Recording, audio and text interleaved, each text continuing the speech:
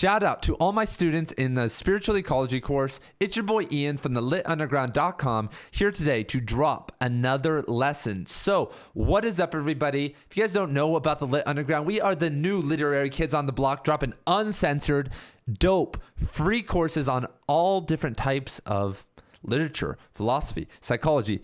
If you can think about it, I am reading it and covering it at a deep level. And right now, this is the Spiritual Ecology Course. Go watch the introduction video or check out the link in the description below if you want to know more. But we have other business to attend to because we are covering Chapter 10 in David Abram's book, Becoming Animal. And today, chapter is titled Sleight of Hand. I made the book disappear. And this is a dope chapter. And like these, I keep saying that, but these chapters keep getting better because we cannot move forward without the woo, everybody. We cannot move forward with people. If you are still stuck in nude sleep, or if you are just waking up have just woken up because maybe some traumatic experience from nude sleep, I don't know if you're going to really get that some dude's teacher turns himself into a raven. That might be a little bit too far-fetched for you. But for me, a psychonaut, someone who is a psychonaut and a lifelong yoga practitioner and meditator and daily nature goer, that stuff is totally in the realm of possibility. So once again, I'm just, giving a warning that we're going to enter the realm of woo. And I would like to start talking about today is about one of the things that David Abram mentions. And I'm going to start off with the story. And he talks about how when you're around powerful people or spiritual people, it has a certain effect on you. And like you can get a little bit, sometimes in the moment you feel and you're like, whoa. But sometimes after, like you hang out with somebody or with a group of people, like you come home and your consciousness is changed. And remember when I was 19, I went to this like spiritual conference in Philadelphia, flew out there, had a great time, learned a lot. But, in the moment I felt pretty grounded. Like I felt elevated and I was like, yeah, hoorah. But like I didn't feel like any like deep changes. But I went home and I flew home to Las Vegas. And at the time I was living with my parents, and I got home and suddenly I was a new guy. Like it really affected me. Like being around a couple hundred people who shared a lot of my same beliefs and values. And at the time a lot of them were smarter than me, because I was just 19, really starting to get going. Really had a deep, profound effect on me. And I felt that. But then around 7 p.m. one night, I think the night I got home, I like flew a super late night flight. Then I had to wake up the next morning and do something. So I took a nap at like 7 p.m. And I have this nap and I go lucid in my dream. I have a really instant moment of lucidity. And we're going to be having a lucid dreaming course for writers soon too, everybody. So check out that, how to lucid dream at least a couple times a week. But so I go lucid and my dad's there in the dream Jamie. And I say to my dad, I'm like, and this is what I do sometimes. I say, tell me something that I can verify. Tell me something that no one else knows, or tell me something. And then just tell me something. And I'm going to go ask you in real life about this. And my dad said, Jerry the Crow. And it's so funny we're talking about ravens here. He said, Jerry the Crow. And I'm like, okay. So I wake up and guess what? I walk into the next room and my dad's sleeping too. That freaking guy is sleeping too and dreaming. I wake him up. I'm like, what were you dreaming about? Oh my God. And he's like, well, you know how like parents stop dreaming because of the corporate workforce. And he's like, I don't know. And I say to him, Jerry the Crow. And he's like, huh? I'm like, what does Jerry the Crow mean to you? And he's like, well, I don't know about Jerry the Crow, but I used to raise crows with my friend Jerry back in Ontario, Canada. My dad's from Markham, Ontario. And he said down on our property, who the hell raises crows? He would raise crows and pigeons, and then, they would release them every day, but then feed them and I guess keep them overnight. I guess he was a birder or I don't even know what the word is. But he said, my next door neighbor who was my age was named Jerry and we raised crows together. I knew he raised pigeons. I never knew he raised crows, and I never heard about his neighbor Jerry because his neighbor Jerry only lived there for like a year and a half. It was just like an in and out type of neighbor who was, a year or two older than him. Maybe at one point in my life, in my subconscious mind, he told me about that guy. But I'm going with the possibility that I was so open and so activated that that's what happened. That there was a ethereal connection from room to room, especially because we were both sleeping, and he gave me a piece of information. I asked and I received. So David Abrams has this really weird technique, and it's so genius about how to find the dope people. I need to do this, man. He would go into a village and he would do some sleight of hand magic, and then everyone would be like, "Whoa, he's a magician, he's a shaman, he's a weirdo. We need to tell the other magician in town about him." And then that person would come find him, and then he could learn the secrets, the magical secrets. What a smart idea. It's almost like peacocking. Like how do you find, like, imagine going, like, I live in a suburban neighborhood right now. Like, imagine me going door to door and like doing something, like showing them like some crystals or like doing a yoga pose, like, just because eventually they're going to find someone who does yoga.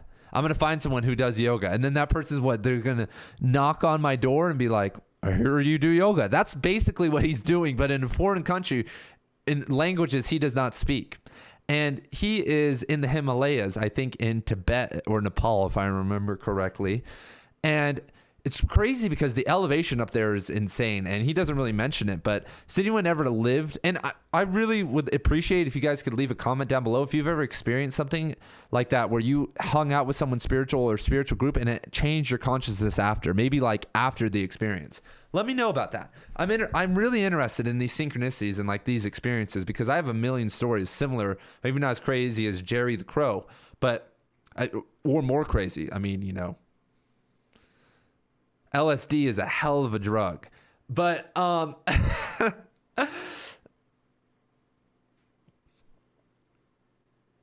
high elevation's insane. And let me know down below if you've lived in a high elevation too. But I lived in Wyoming at like 6,500 feet, and it changes you. Like, I keep saying I'm sorry. If you have a workout regimen at like a low elevation and you go to a higher elevation, it tanks, especially if you're doing cardio or something.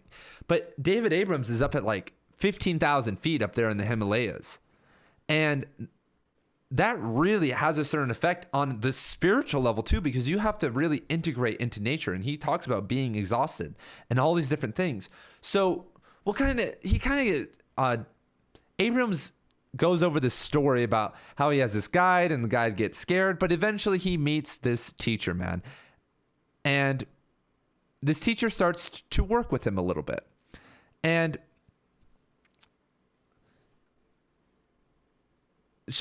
and I just want to do another, and this is, you guys read the chapter. Let's talk about shamanism. I think that everyone in here, to get deeper into spiritual ecology, should dive deeper into shamanism. And I've done a lot of the things I'm going to teach you guys in this course are shamanic, things I've learned in my shamanic lessons and journeys. As I really don't call myself a shaman, but I'm not averse to that label.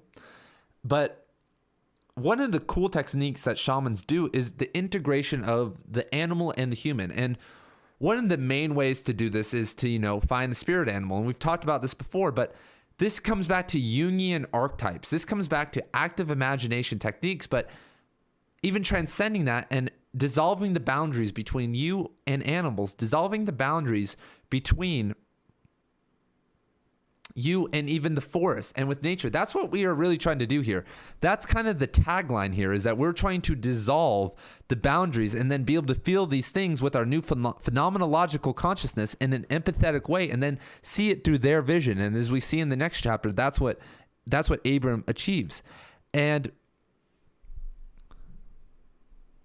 I studied in a shamanic course under Don Oscar Miro Quesada in the Peruvian shamanism. Sorry, I'm trying to get the right names here. System, and the Pachacuti Mesa tradition. That's what I was trying to think. And it's a very sobering tradition, because I entered into shamanism very high off of hallucinogenics, like really right in that wave, and doing a lot of yoga and but suddenly I got there, and we were the whole process, like I thought that we were going to be drumming and doing all this stuff and it was going to be just as trippy and he was going to give me peyote and it was going to be like the books. But what ended up happening was I learned that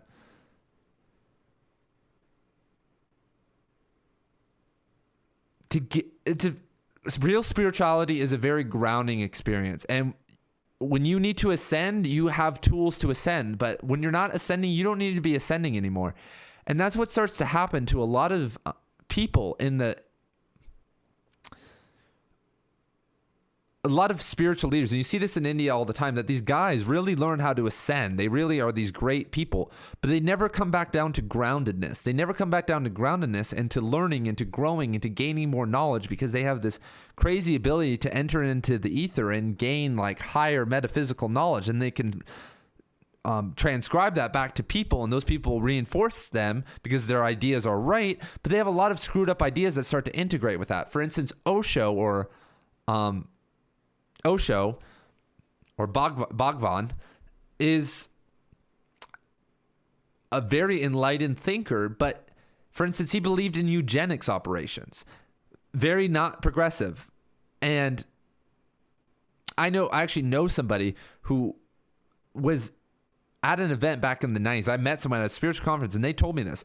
They said that he was early 90s, late 80s. They were at a conference and they ran into Osho in the bathroom.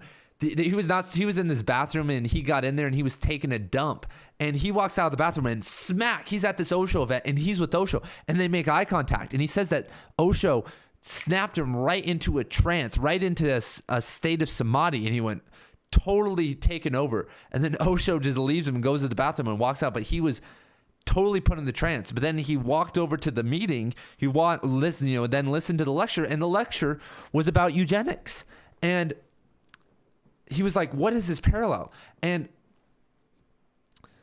so what I'm trying to say is that when I entered into shamanism, we were doing these rituals where we'd be drumming and meditating, and it was all sober. And I would create this mesa and learn about the different directions and develop this practice that I did every single day. But it felt nothing like drugs. It felt nothing like that. And over time, though, it actually did.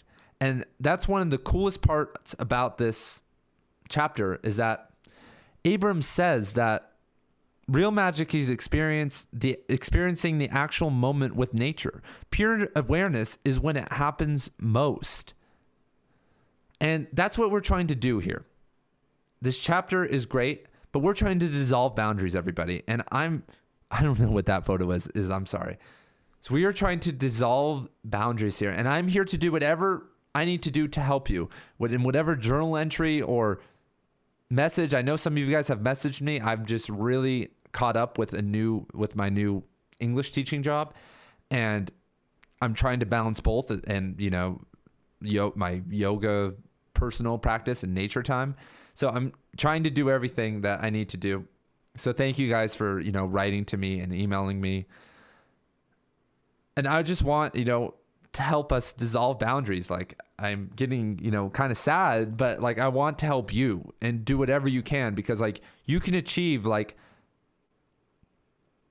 a sense of purpose. Like you can, like, I'm only here right now because of the boundaries I spent years dissolving, and then, all that, and then going out in nature. Like, the only reason you're listening to me is because of that, and all these different things, and like drugs and sex and even yoga and the fame and trying to get followers on Instagram and making this a career.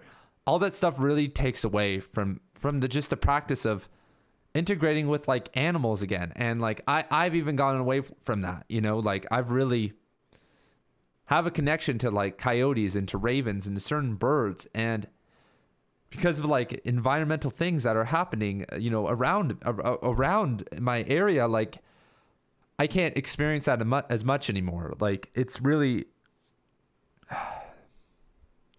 like there's a certain area I go to or used to go to, and now it's like got narcs all around, man. Like if I'm trying to be there out at night or after sunset, someone will come and find me and tell me I can't be there anymore. And it's out in the middle of the desert. It's like a wildlife refuge. And I spent 10 years of my life there, almost every single night. If there's 365 days of the year, I was there at least 325 of those days for hours. And I developed this, really deep relationship and really dissolved boundaries. And in a place like where, in the desert, there's very few places where natural water occurs. So I've been resorted to having to, go out to the desert where it's, like the desert where it's dry and it's barren and there's really not, you don't have access to ravens or to crows or to birds or to snakes or to bugs.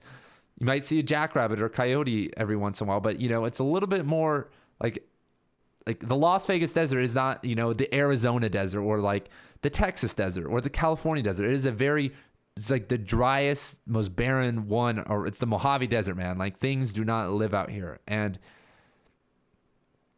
I'm just happy that you guys are here. I'm just happy I'm making these videos because I want to do this more too. I'm like really thankful for David Abrams that, he's talking about this and this is really powerful stuff. And like whatever I can do to help you do this, man, whatever I can do to help you, like on this path of especially just dissolving these boundaries between you and nature, like that's more important than anything I can do. I'm going to one day, everybody, have thousands of videos, maybe thousands of subscribers, maybe millions, hopefully millions. But all that stuff, courses on Cormac McCarthy and Haruki Murakami and the bicameral mind, none of that really means anything. And like, I don't know if I just need to keep talking about this forever, but it's very, very, very hard to, really figure out what to do, everybody, because like, this is what matters most. This is what the human journey is about. And like you doing this is the most important thing that you'll ever do for yourself. And I'm just stuck in my heart and in my emotions right now, like trying to figure out like what I can do more to, really, I don't need to, I don't want a carbon tax. I don't need climate change, man. I just want people to like feel this, man, because, and like, why in these ancients, why is there always just one shaman? Why isn't everybody the freaking shaman? Like, is there always just been haters? Is that it? Like, is there always just been goobs, bro? Is there always just a kid like, like I'm teaching right now, these classes, is there always just a kid that's like not going to do the work until the last night or like just not going to do it at all or just always not try and just ask for answers? Is that always just going to happen? Like, is there any way to prevent those people from like not being here and then corrupting everyone else? Because all it takes is one. Like when I'm in class, man, all it takes is like one or two students to ruin the whole vibe. And then like everyone, it's like I'm like swimming in the ocean trying to throw people like a rope to hold on to, but I have to carry everyone. But before those two kids, like we were just chilling on a ship. That's all that was going, like everyone was nice and calm and everything was fine. And we were all on the journey, but then all it takes is just like one or two people, man. So it's like, is that what happens in villages? And then those one or two people, if they can't get roped back in, it just is endless. And I think that's like the virus. That's like evil. That's like the adversary, like whatever that is, man, that like disconnects us from this. And a lot of it is symbols and words. But I think that's even like not going deep enough. It's really base consciousness, and not even because it's weird because like we talk about the Muladhara chakra, like, and base consciousness, like in yoga, but that's almost an insult to be like our animal instincts and like how those aren't important. So yeah, man, let me know about your thoughts about that. If you've made it this far, like, thank you for coming. Like, thank you for like coming on this like tangent with me. This is not what I was planning, but what do we do, everybody? Like, I'm going to finish this series. It's going to be however 100 plus videos, whatever, but I'm asking you if you've made it this far, like, what do we do? And I want to help you out. And one of the best ways to do this is that I was in like a pretty bad relationship and I was so hurt that, and manipulated and stuff, that I didn't smoke weed or like really do caffeine or drink alcohol or really do anything. I did nothing. I basically did nothing for a year or more, a year and a half, 18 months. And in those 18 months, man, all I did, everybody, was cry and, be really sad. But I would go out in nature and I would try to write, and I would be so tired because, if you've ever been in a bad relationship, you don't really sleep or you don't really eat. And I'm 6'3" and I was like 160 pounds, man. Like I was like a shell. I'm 20 pounds heavier now. And it wasn't like I was 160 with muscle. I was like skinny fat 160. And I would just go out into nature and this process finally happened. And it was weird because I had done it for years before. Like I had done shamanic stuff, but the weed was always hanging over my head though, and other things like the pursuit of like a relationship and all these things. But when I was like at rock bottom, like this is when this stuff actually came for me. So like no matter where you're at, like you can do this, man, and it might actually be better if you are at like in a bad spot to like to go out and do this. And I was just trying to mention that, like, I was sober because of how bad I was doing. Like, if I was not sober, like, things would have even gotten worse in terms of, like, my emotional fortitude because I had none. I was, on the brink of killing myself, if I'm just going to be honest. Like, it was a really, really bad point. And, yeah, everybody, I don't want to sit and cry, but I'm already crying. Anyway, thank you guys for joining. I'm not going to take this any longer, but you guys can do this, man. Whatever it is, whoever is listening in the future, in the past, whatever the fuck, you guys can do this. Thank you guys for being here from the bottom of my heart. Like, let me know how you're doing. Let me know how I'm doing. If I can make something better about this course. Thank you guys for being here.